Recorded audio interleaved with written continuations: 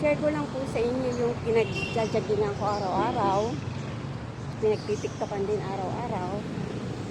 Ganda po pala dito sa likod. At challenge na rin po sa no filter challenge. Po ako, no filter. Kaya po ako gumagamit ng filter. Dahil po kasi may pekas ako. Diyan, saka dito, saka dito. May pekas po kasi ako kaya nag-filter po ako. Kaya thank you po sa TikTok dahil diyan,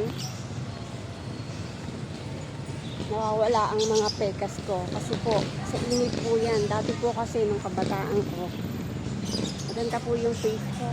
Walang pekas. Kaso po nung nag-abroad po ako, nagkaroon po ako ng mga pekas dahil po siguro sa init. Ayan po.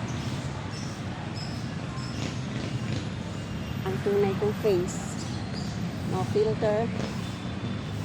Marami po talaga kasi ako mga pekas, mga ano.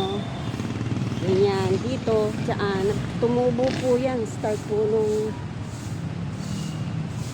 nag-abroad ako, sobrang init, tapos, hindi na po naalis, dati po talaga, maganda po yung kutis ko, kaso, yan po ang yung nangyari. Pero, nung nagka-TikTok po, bumalik po yung dati kong kutis, di ba po ba, mas maganda, pero, okay naman so far. Kung walang filter, alisin ni TikTok yung filter, okay naman, wala namang problema. Pero, mas maganda pa rin kung may TikTok, diba? Kasi napapabata tayo. Tapos, napapaganda tayo, napapakinis tayo. Sa mga ayaw gumamit ng filter, okay lang din naman.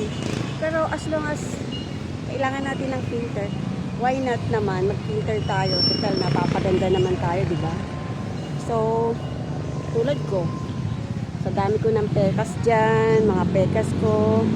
Hindi na naaalis. Nakader na talaga ako para kay dyan. Para pa sa mga pekas ko na yan. Kaya need ko talaga ng filter.